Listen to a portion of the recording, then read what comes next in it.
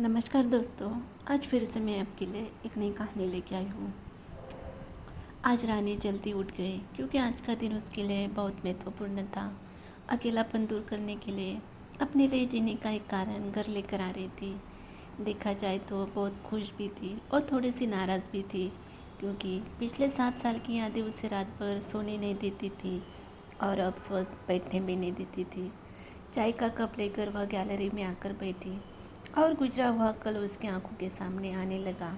बेटा, तुम्हें ऐसे नहीं जाना चाहिए था। शादी होने के बाद उसे अंत तक निभाना आना चाहिए। ऐसा ही समझो कि तुम्हारा नसीब ही खराब है। कोई क्या करेगा। अगर माँ बन सकती तो बात ही अलग होती। मैं माँ नहीं बन सकती, इसमें मेरी क्या गलती है। यह सब मेरे हाथों में है क्या। क्या मैं माँ नहीं बन सकती मतलब मैं इंसान नहीं हूँ क्या। मेरी कोई फीलिंग्स नहीं है क्या। मिनट मिनट में मेरा अपमान करने वाले, मेरा जीना मुश्किल करने वाले लोगों के साथ मैं ज़िंदगी कैसे बिताऊँ। वह जो कहेंगे वह सुनना। रानी और माँ की यह सब बातें चालू थी तब पापा आए। ये देखो बेटा, मैं तो एक कपड़े की दुकान पर काम करता था, अभी उम्र हो गई है तो मैं कोई काम भी नहीं देता है। और तुम्हारा भाई हर्षल तो परदेश में अपनी गृहस्थी में मग्न हो गया है। तुम कहती हो तो मैं तुम्हारे ससुराल वालों से बोलता हूँ, पर तुम अपने ससुराल वापस चली जाओ, ऐसा मुझे लगता है। नहीं पापा, कुछ भी हो जाए मैं उस घर वापस नहीं जाऊँगी। वहाँ पर मुझे घुटन सी होती है। वहाँ मिलने वाला अपमान, बेइज्जती से मैं थक चुकी हूँ। शादी के पहले मैं मेरे पैरों पर खड़ा रहना चाहती थी, पर मेरा ग्रेजुएशन होते ही आपने मेरी शादी करवा दी। तभी मैंने आपके दबाव में आकर शादी की, पर अभी जब मुझे आपके सहारे की ज़रूरत है तो आप पीछे हट रहे हो। शादी के बाद लड़की ससुराल में ही शोभा बढ़ाती है, मायके में 4 दिन ही रहना अच्छा लगता है। रानी, लोग क्या बोलेंगे।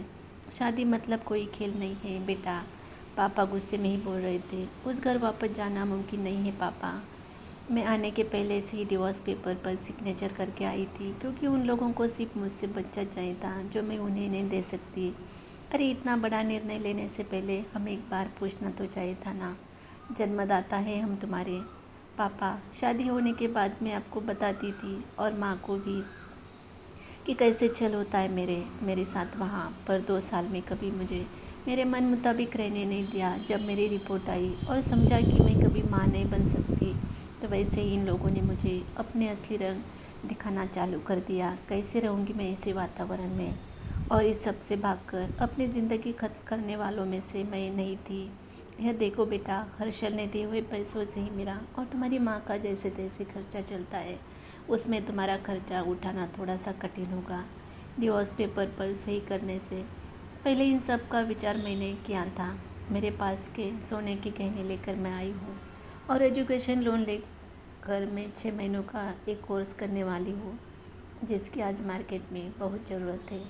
उसके बाद मुझे अच्छी कंपनी में नौकरी मिल सकती है। मैं आपके ऊपर आर्थिक बोझ नहीं डालूंगी पापा। मुझे जीवन जीना है, संघर्ष करूंगी और कमाऊंगी, विश्वास कीजिए मेरा।